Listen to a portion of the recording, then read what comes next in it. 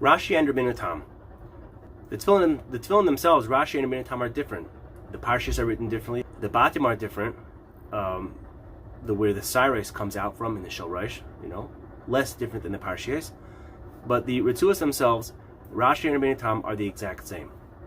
Now, with that being said, once the Tefillin Retzuos are worn for Rashi, or once the Retzuos are worn for the mitzvah of Rabbeinu Tam, we cannot change them one for the other.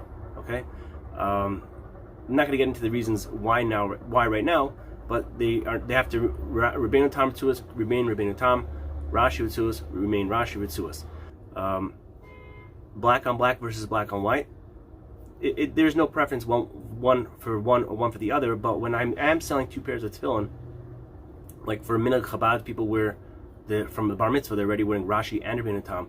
One of the things that I like to do in order to help differentiate the Rashi from the Rabbeinu Tam is I'll do the Rashis, let's say black on black Retzuos, just because I feel that they last longer, and the Rashi Retzuos are worn longer, and they get more wear, more usage, and I want to make sure the Retzuos are going to last and live, as long as possible. So then I'll put black on black Retzuos on the Rashi Tefillin, and the Rabbeinu Tam Tefillin I will put a black on white Retzuah, and for the few minutes that the Rabbeinu Tams are being worn, the Retzuah should, they will last just as long as the black on black. But this way you have a clear way to differentiate, because sometimes it happens if you're traveling and the tefillin aren't put exactly how you used to on the left side or the right side, and things get changed around. You could sometimes find yourself, wearing the wrong tefillin. And when you have a clear sign as night and day, black on black Retzuos and black on white Retzuos, or black on black Retzuos, is much easier to be able to differentiate one from the other, versus if you had both black on white, and then you could write with a marker, a tefillin marker, Rabbeinu Tam,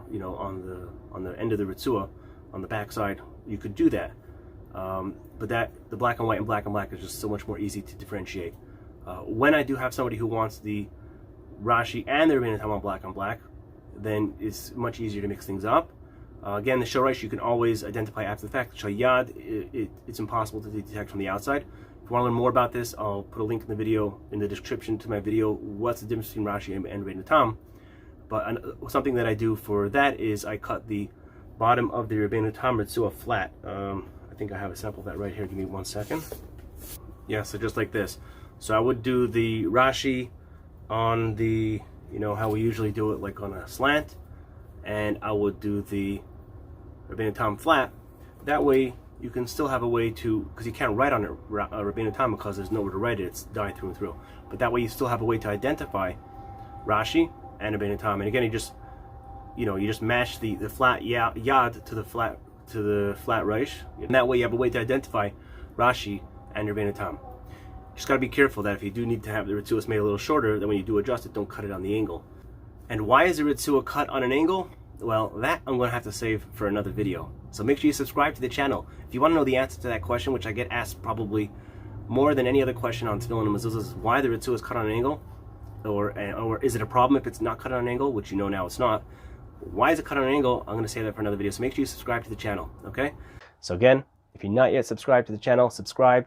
If you like this video, give the video a thumbs up, and I'll see you on my next video. Another video coming out real soon, and stay tuned.